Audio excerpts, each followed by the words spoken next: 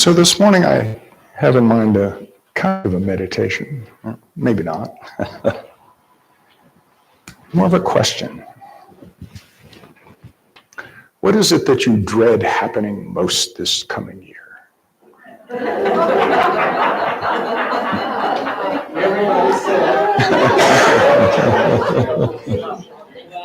Okay, just popcorn, Anybody? What I hope will happen, what I hope will not happen. What is it you dread most happening this year? That might happen. That Israel will not have a ceasefire. That I dread. Okay, that's one. All right. Anybody else? Worldwide earthquakes. Worldwide earthquake, okay. That Russia will win. That Russia will win in Ukraine, okay. All right. Anybody else? The election. The orange man will triumph. I said the orange man will win. That's a terrifying thought. Okay, that's a pretty big dread. I think a lot of people have that one.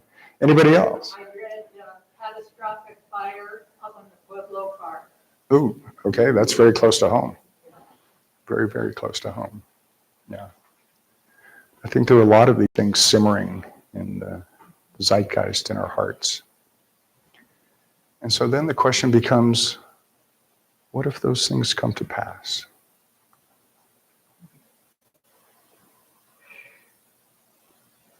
How do we respond? How do we act? How do we move forward through these things that we dread? And I don't know that I have any particular answer, because that's kind of each one of us has to find a way to move forward. But I do know that we can be there for each other if these things happen, to console each other, to hold each other's hands, to commiserate. And then at that point, we have to begin to act in response to those things.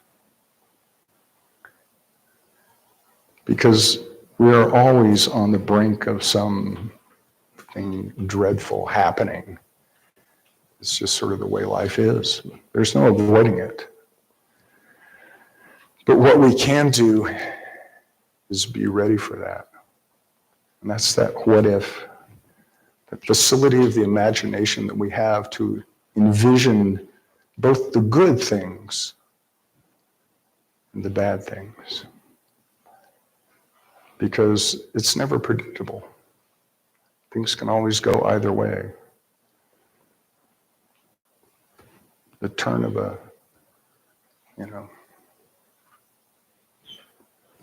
few votes. Somebody runs a red light, a spark in the woods. The failure to achieve peace. So I'd like to just sit with that for a minute here. You to close your eyes.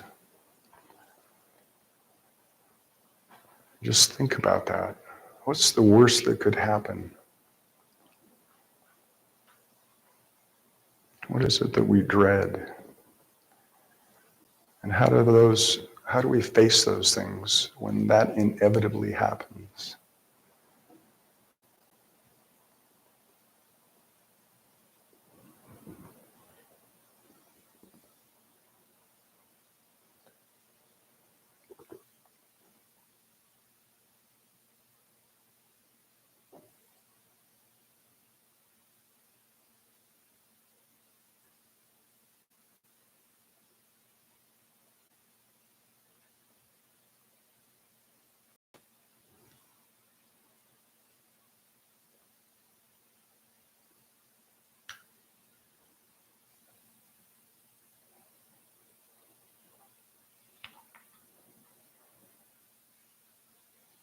Because I feel pretty strongly that no matter what happens, we, human beings,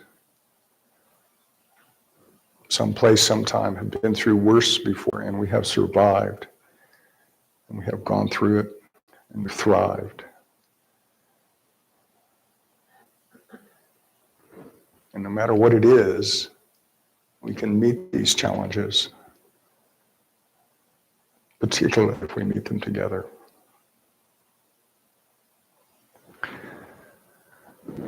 I've been giving a lot of thought these days.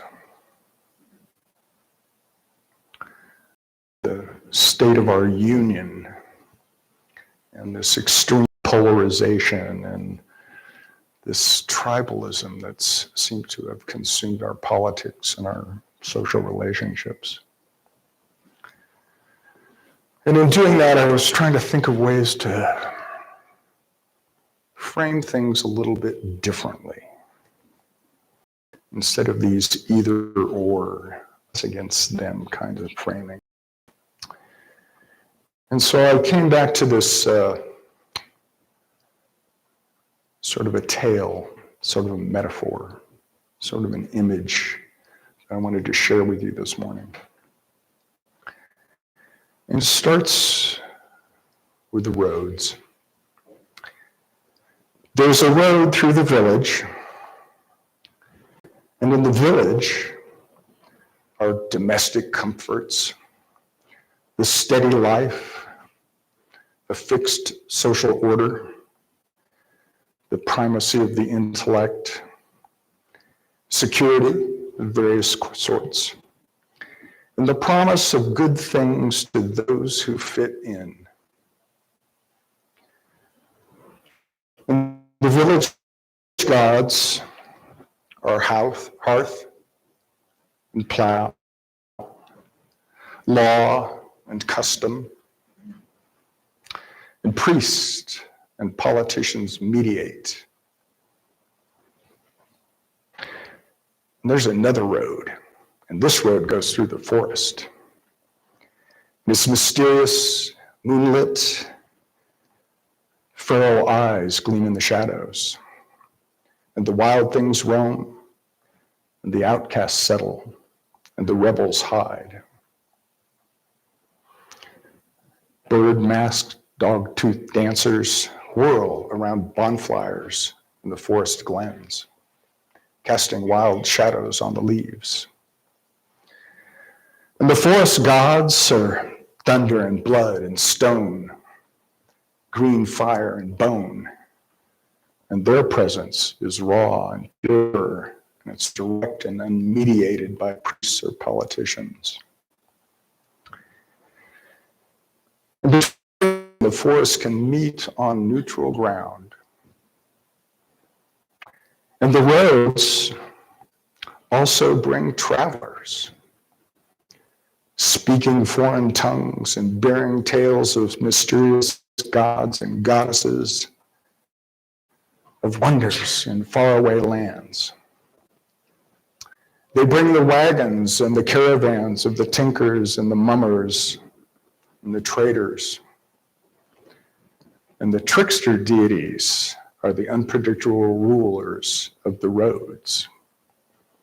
We know them by various names: Coyote, Mercury, Hermes, Anansi, Loki, many others. And to the crossroads from the forest come the outlaws and the rebels, the loners and the shapeshifters, the green men and the fierce red women. Skittish fairy folk and other wildlings lurk among the hedges. And the villagers venture out to trade and wonder, bartering for food and books and steel, bartering them for shimmering cloth and foreign spells and spices.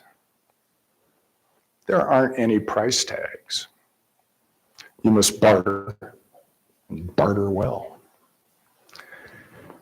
Novelty sparks the village boy and the tinker girl, the village girl and the tinker lad.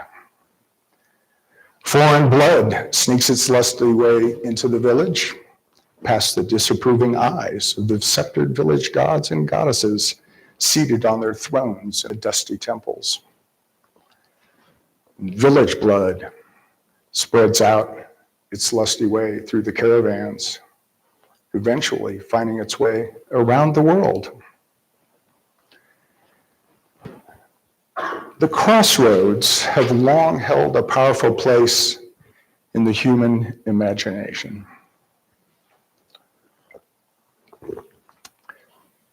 In Greek mythology, crossroads were associated with both Hecate and Hermes, with shrines and ceremonies for both taking place there. In Great Britain, there had existed a tradition of burying criminals and suicides at the crossroads.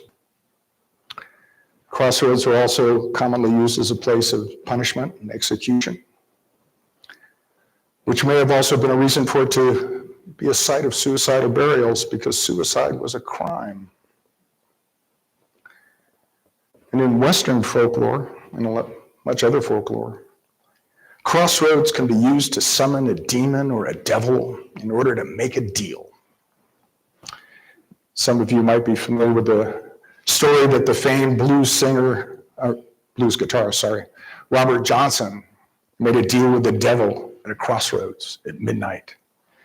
His soul in return for his ability as a musician. Many such stories abound. Because crossroads are gateways, they are doors between worlds.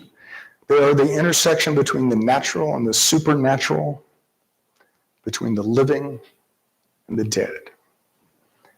And the veils between them are especially thin at the crossroads, especially at night.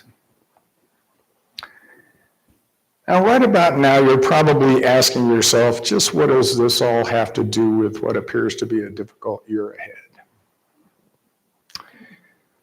Because after all, the messages we're getting from the media and the pundits and various leaders on various sides of various positions is that once again, this is a critical year, a critical election, one that will irrevocably shape our future, and our choices will lead us to either our destruction or our salvation. Now, those may be different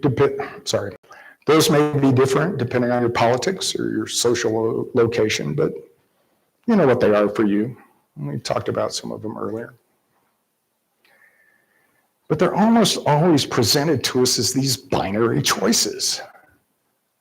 I'd say 99% of the time we're presented with either or choices about some person or idea or policy. And there's no nuance or ambiguity, when the world is full of nuance and ambiguity and fuzzy boundaries.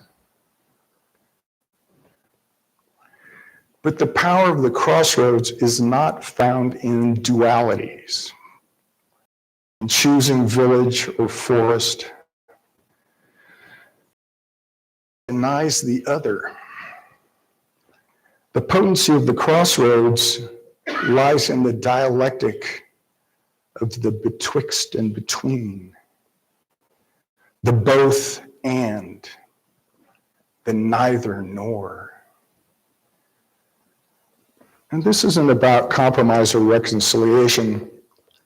This is the way of holding the tension while fully participating in the contradictions. The power of the crossroads is the power of the liminal, the domain of the interesting, of uncommon sense. Liminality, that place between the worlds, is pure potency, where the elements of culture and society are released from their customary forms, and anything is possible. Magic walks here, with wildness by its side. To be in touch with wildness,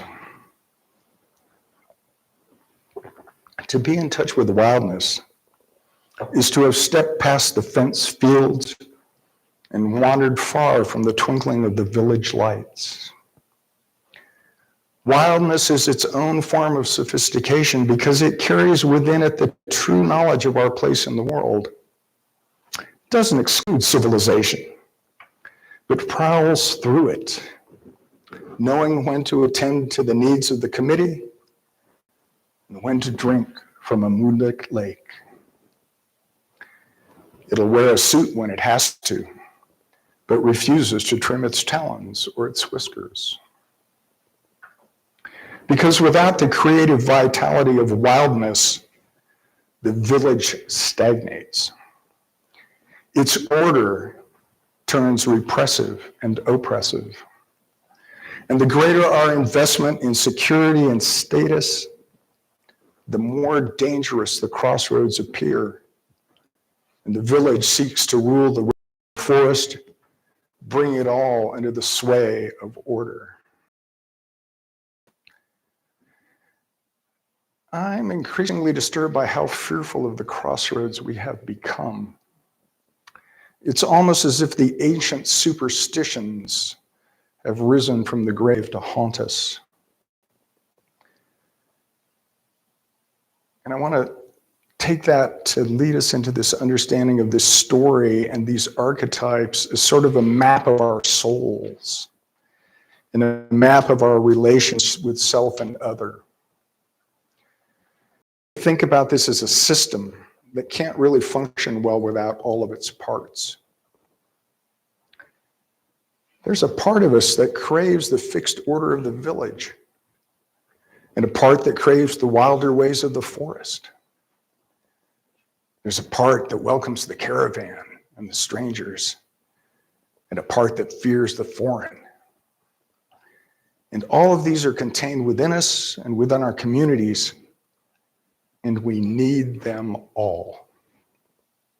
And what's important is that they remain in some kind of dynamic balance, that there's a take, a fluidity, a flow, and we're terribly out of balance.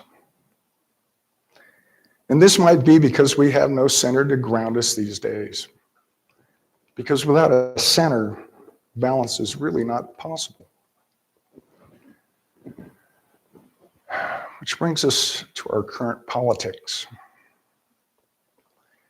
Probably not alone in feeling kind of politically homeless these days.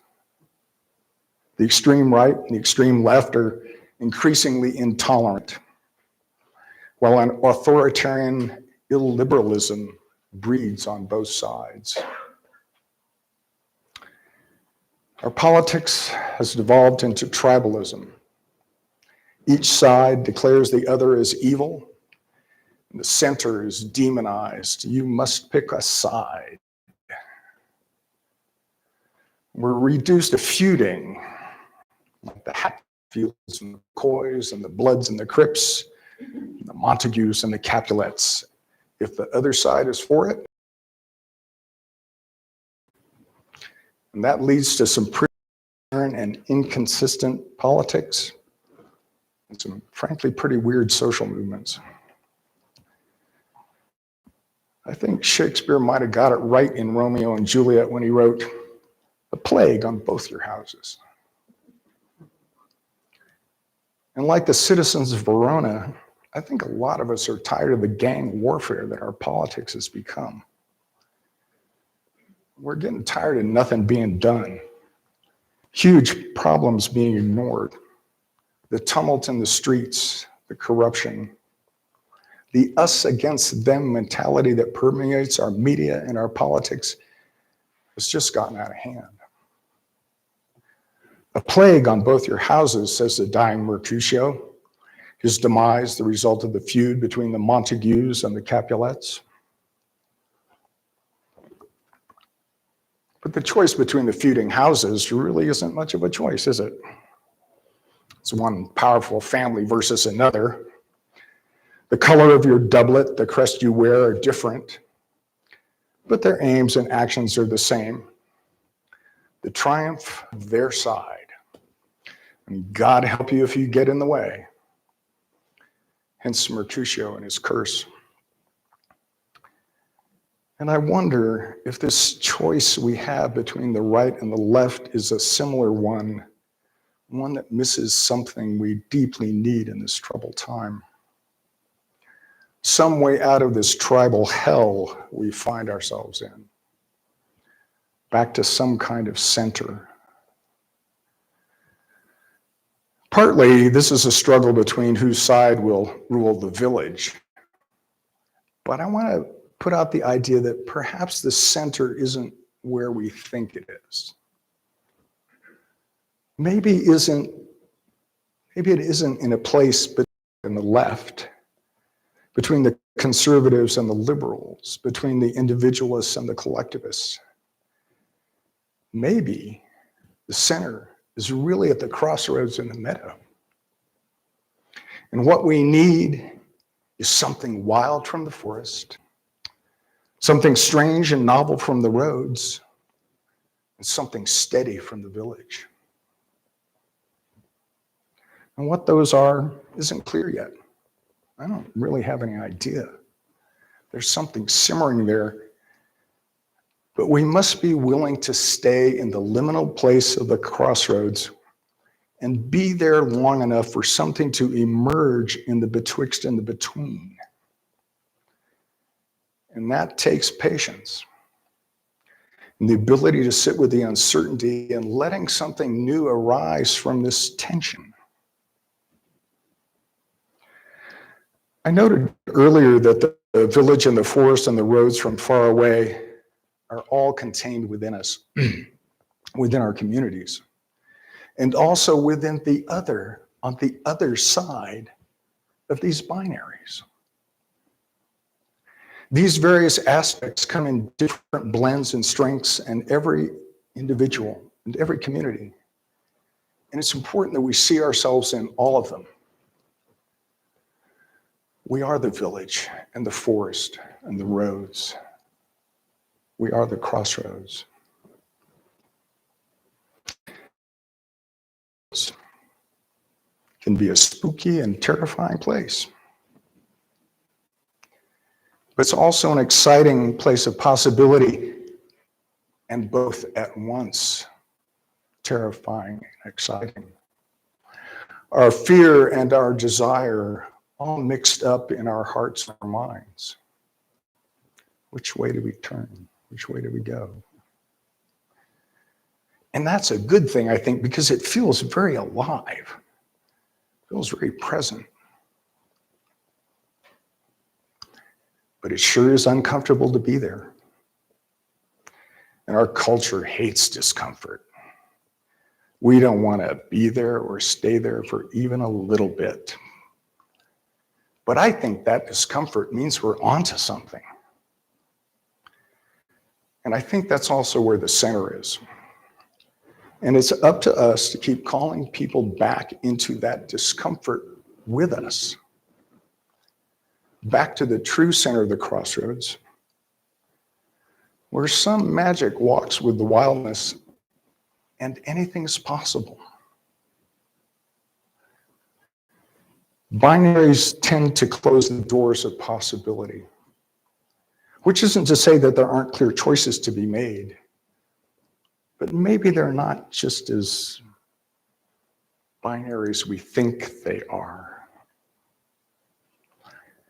So when someone presents you with one of these either-or choices, I invite you to take it to the crossroads. Take it to the crossroads and lay it down and sit with it until it makes you uncomfortable. And invite others to sit with you in that increasing discomfort. And then sit with it some more together. Perhaps a door will open or an unseen path reveal itself. Maybe not. There are no guarantees. But like the poet said, the best way out is through. And through the tension and through the discomfort. And we have to find some way to do that together, no matter how uncomfortable it is. And that is the challenge of this day and this year and this decade, here in this place and this time and this culture. Because we do have to find some way to be together at the crossroads. Thank you.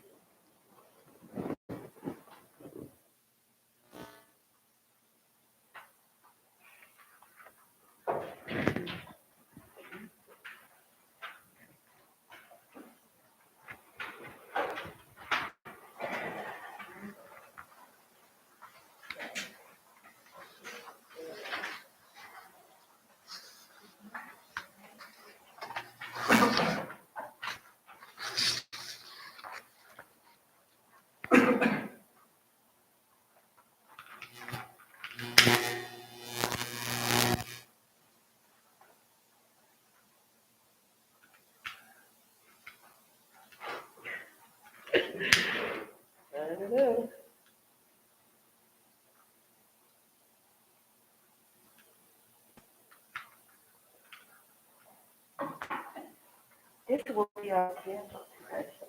Good job, Barbara.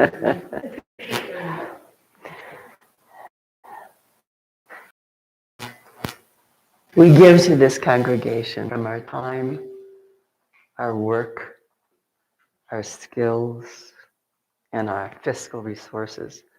Now is the time to share fiscally as we pass the baskets.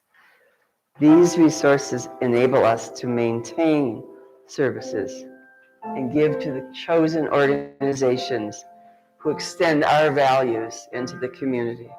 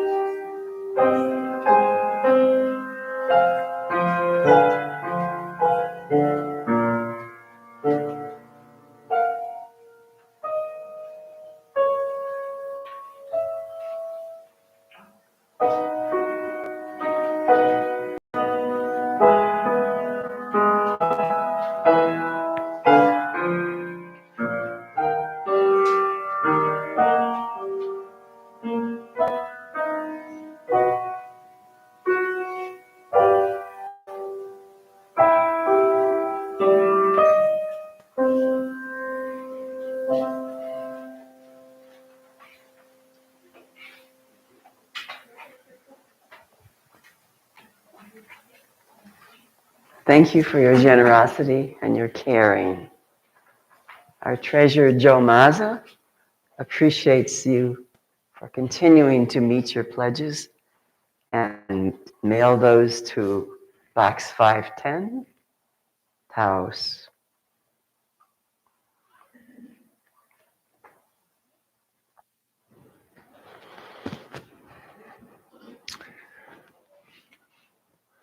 I'd like to close with an excerpt from a poem titled The Great Wagon by Jalal al-Din Muhammad Rumi. Today, like every other day, we wake up empty and frightened. Don't open the door to the study and begin reading. Take down a musical instrument. Let the beauty we love be what we do. There are hundreds of ways to kneel and kiss the ground. Out beyond ideas of wrongdoing and right doing, there's a field. I'll meet you there. When the soul lies down in that grass, the world is too full to talk about. Ideas, language, even the phrase each other doesn't make any sense. The breeze at dawn has secrets to tell you. Don't go back to sleep. You must ask for what you really want. Don't go back to sleep. People are going back and forth across the doorsill where the two worlds touch. The door is round and open. Don't go back to sleep. I invite you now to join us in the words for extinguishing our chalice. But not the light of truth, the warmth of community, or the fire of commitment. These we carry in our hearts until we are together again. Thank you.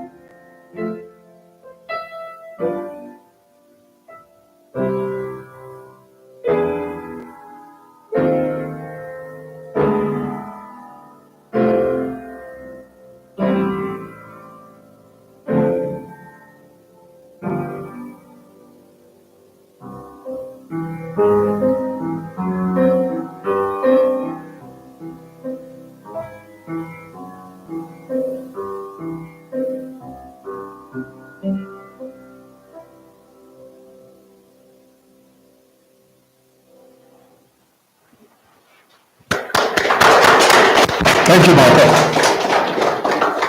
Wonderful as always. We're so lucky to have Martha. I invite you now to rise and join hands together for our benediction.